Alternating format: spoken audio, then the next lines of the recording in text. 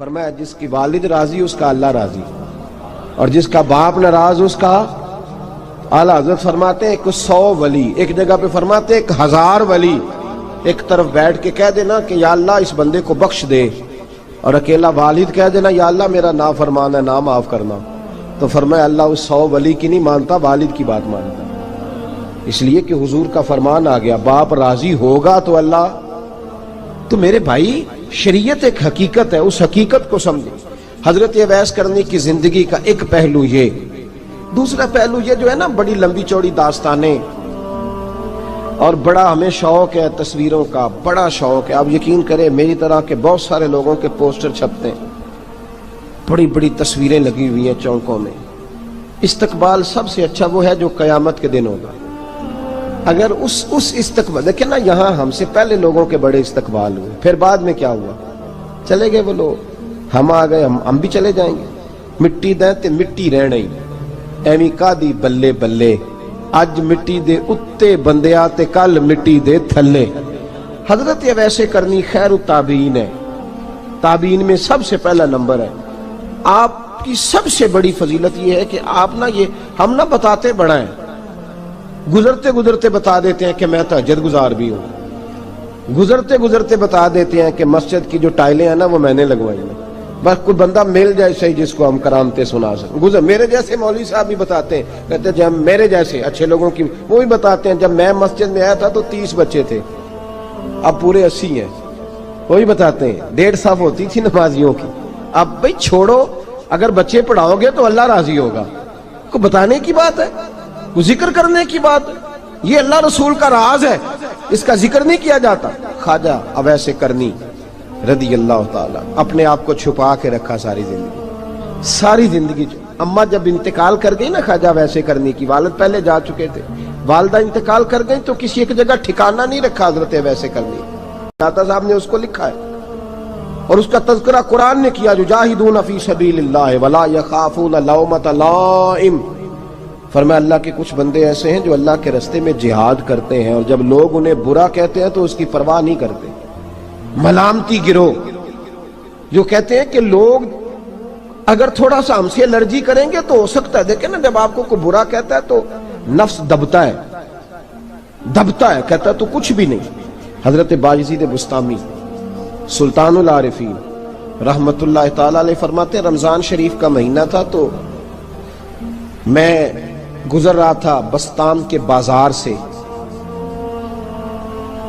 لوگ دکانوں سے اٹھ کے مجھے ملنے آنے لگے، تو میرا نفس مجھے کہنے لگا باجزید اتنی شان تو آج بادشاہ کی بھی نہیں جتنی تیری ہے، میں کاروبار چھوڑ کے تو نہیں آتا۔ کہتے ہیں اسی لمحے وہ جو میری روحانی ترقی تھی وہ رک گئی، میں پریشان ہو گیا کہ میں نے لوگوں کی تعریفوں کو بڑا سمجھ لیا۔ کہتے ہیں کھجوریں تھی ریڈی، پتہ رمضان میں کھجوریں بڑی بکتی ہیں، کہتے ہیں میں آگے بڑھا، لوگ سلامیں لے رہے تھے، ایک کھجور اٹھا کے نہ کھائی نہیں، اٹھا کے نہ منہ میں رکھ لی، صرف منہ میں۔ لوگ کہنے لگے دفع کرو یہ بھی کوئی بندہ ہے، اس نے روزہ ہی نہیں رکھا پیر ہو کے۔ کہتے ہیں لوگوں نے ملامت کی تو میرا نفس کچلا گیا۔ جب کوئی آپ کو برا کہتا ہے نا، پھر جو سجدے میں رونے کا مزہ آتا ہے، وہ تعریف کے وقت سجدہ ہوتا ہے کبھی؟ اقبال کہنے لگے نہ بچا بچا کے تو رکھ اسے، تیرا آئینہ ہے وہ آئینہ، یہ شکستہ ہو تو عزیز تر ہے نگاہ آئینہ ساز میں۔ فرماتے میں کھل کے رویا اللہ کی بارگاہ میں، بندے سارے۔ بابا بلے شاہ صاحب فرماتے ہیں ایک دن میرا بھی دل کیا تھا کہ میں اعتکاف کروں پر قصور سے نکل جاؤں، کچھ پیر کہہ کے ہاتھ چومتے ہیں، کچھ سید کہہ کے۔ فرمانے لگے اٹھ بلے آ، چل اوتھے وسیے، اور جتھے وس دینی سارے ہی انے، نہ کوئی ساڈی ذات پچھانے تے نہ کوئی سانو مننے، چلو چلیں وہاں جا کے بیٹھتے۔ حضرت اویس کرنی کا یہ کمال رہا، جس طرح حضرت باجزید نے کھجور رکھ لی، لوگ برا کہنے لگے، چھوڑ کے چلے گئے۔ فرماتے ہیں جو مزہ اس دن سجدوں میں آیا نا، تھوڑا آگے جا کے میں نے کھجور باہر نکال دی، روزہ بھی نہیں ٹوٹا۔ میرا خادم کہنے لگا حضور یہ کیا کیا؟ فرمانے لگے رب کے قریب ہونے کا ایک طریقہ اختیار کیا ہے، یہ بھی ایک طریقہ ہے اس کے قریب ہونے کا۔ صاحبو حضرت باجزید چھپے رہے۔ داتا صاحب نے لکھا ہے ایک اور تابعی تھے حضرت حرم بن حیان ان کا نام تھا، وہ کہتے ہیں میرے دل میں تڑپ لگ گئی کہ حضرت اویس کرنی سے ملوں، میں یمن آیا ملنے، جب ان کی والدہ کا انتقال ہوا تو وہ ایک جگہ رہتے نہیں تھے، کبھی یمن، کبھی کوفے، کبھی کہیں۔ حضرت حرم بن حیان کہتے ہیں میں حضرت اویس کرنی کو ڈھونڈتے ڈھونڈتے، توجہ ہے میری بات پر، میری طرف دیکھیں، کہتے ہیں میں نے مہینوں کا سفر کیا۔ آپ نے بھی کبھی کیا ہے مرشد ڈھونڈنے کے لیے؟ گھر بہ کے آکھی ہوندے نے کوئی کامل نہیں رہا، ساریاں دکانداریاں، بھئی تو گیا کہاں ہے؟ تو کہاں گیا ہے؟ گھر بیٹھے فیصلہ کر لیا تو نے، تو کہاں نکلا ہے؟ جو نکلتے ہیں نا انہیں تو رب کریم کا قرب بھی نصیب ہو جاتا ہے۔ تو نکلا ہی نہیں، تو نے گھر بیٹھے فیصلہ کر سارے غلط ہے، یہ ہو ہی نہیں سکتا سارے غلط ہو۔ اس لیے کہ صحیح بخاری میں محبوب کا فرمان موجود ہے، نبی کریم علیہ السلام نے فرمایا میری امت کبھی گمراہی پر جمع ہو ہی نہیں سکتی، تھوڑے لوگ برے ہوں گے، سارے برے ہو سکتے؟ یہ تو ہم نے ایک دوسرے پہ تنقید کر کے لوگوں کو برا کیا، جو اچھے تھے وہ بھی ہماری تنقید کے پیچھے چھپ گئے، ورنہ ایسی کوئی بات، بڑی بڑی خیر موجود ہے دنیا، بڑی بڑی خیر۔ حضرت حرم بن حیان کہتے ہیں میں جناب ویسے کرنی کو ڈھونڈنے نکلا، تو ان کو ڈھونڈتے ڈھونڈتے میں پہلے یمن گیا، لوگوں سے میں نے کہا ویس، کہنے لگے چھوڑو وہ تو دیوانہ ہے۔ اور داتا صاحب نے یہ لفظ لکھے ہیں، لفظ دیکھنا یہ بڑا مزہ دیں گے آپ کو جملے۔ داتا صاحب کہتے ہیں جب حضرت حرم بن حیان نے پوچھا نا ویس کرنی، تو کہا وہ تو دیوانہ ہے، مجنون ہے، پاگل ہے معاذ اللہ۔ کیوں، کیا تم نے دیکھ لیا؟ کہنے لگے جب دنیا روتی ہے تو وہ ہنستا ہے، جب دنیا رو رہی ہوتی ہے تو وہ ہنستا ہے، اور جب لوگ ہنستے ہیں تو وہ روتا ہے۔ عجیب اس کا انداز ہے، وہ تو دیوانہ سا آدمی ہے اور عجیب بندہ ہے، عجیب شخص ہے وہ۔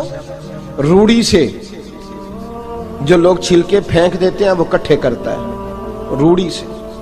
اٹھو بلیا چلو تھے وسیے جتھے وس دینی سارے ینے، نہ کوئی ساڈی ذات پچھانے تے نہ کوئی سانو مننے۔ کہتے ہیں چھلکے اٹھا کے دھو کے کھا لیتا ہے، اور پھر لوگ جو کپڑا پہننے کے قابل نہیں رہتا لوگ اسے پھینک دیتے ہیں، وہ ٹاکیاں جمع کر کے ان کو سیتا رہتا ہے، ان کا لباس بناتا ہے۔ کوئی روٹی پکی پکائی دیتا ہے تو پسند نہیں کرتا، قبول نہیں کرتا، اس سے ملنے آئے ہو۔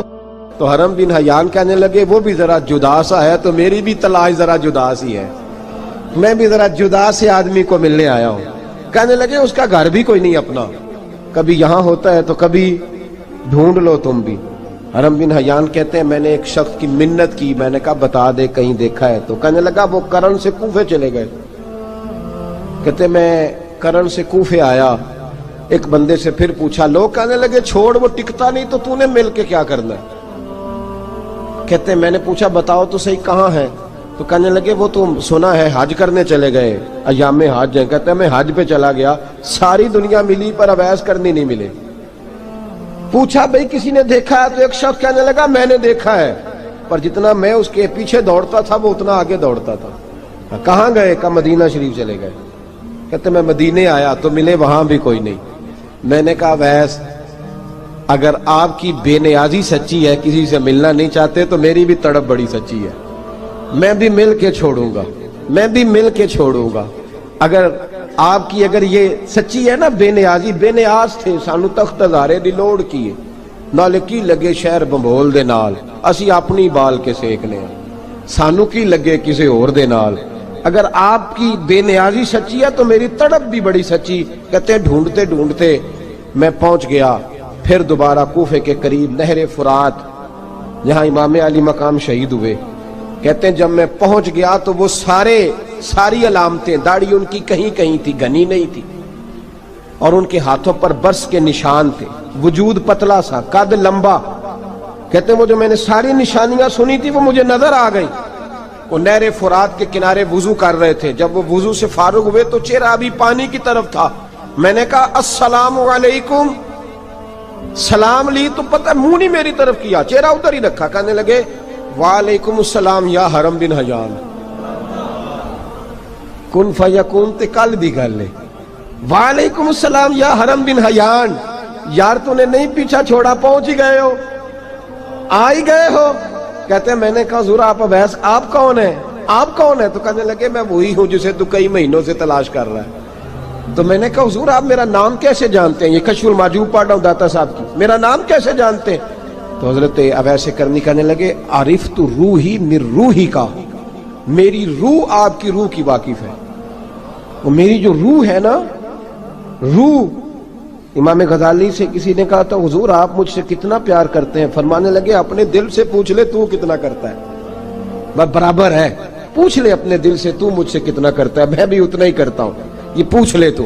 بھائی حضرت اویس کرنی کی ملاقات ہوئی تو کہا حضور میں کہاں چلا اور آپ کہاں دوڑے؟ آپ فرمانے لگے یار میں چھپا ہوا ہوں تو مجھے چھپا رہنے دے. میں چھپا ہوا، میں سراپا مخزن راز تھا اور رہا تھا مدت و راز. یہ تو تیرا شوق کے دید کشاں کشاں مجھے کھینچ لایا مجاز میں. ان کی زندگی تو دیکھو، کتنا شوق ہے ہمیں آگے لگنے، کتنا شوق ہے بڑھ بڑھ کے سامنے ہونے، مجھے لوگ جانے، مجھے لوگ پہچانے، کتنا شوق. لیکن وہ دوڑتے تھے لوگ ہمارے قریب نہ آئے. حضرت حرم بن حیان کہتے ہیں میں چند گھڑیاں رکا تو مجھے کہنے لگے جا یار تو کوئی کام کر اور مجھے بھی اپنا کام کرنے دے. تو میں نے کہا حضور آپ کیا کریں گے؟ فرمانے لگے گناہ بڑے لمبے ہیں، ذرا معافیاں مانگوں گا اپنے رب سے، میں اس کی بارگاہ میں استغفار کروں گا. مجھے ذرا ریت پہ سجدے کرنے دے، تو جا، مجھے شوق نہیں، تو چلا جا. حضرت حرم بن حیان کہتے ہیں میں نے کہا حضور میرے لیے دعا کر دیں. تو جناب اویس کرنی نے ہاتھ اٹھائے، کہنے لگے یا اللہ میری اور اس کی ملاقات جنت میں کرا دینا، میری اور اس کی ملاقات جنت میں کرا دینا. یعنی یہ بھی کہہ دیا کہ اب دنیا میں دوبارہ ملاقات نہیں ہوگی.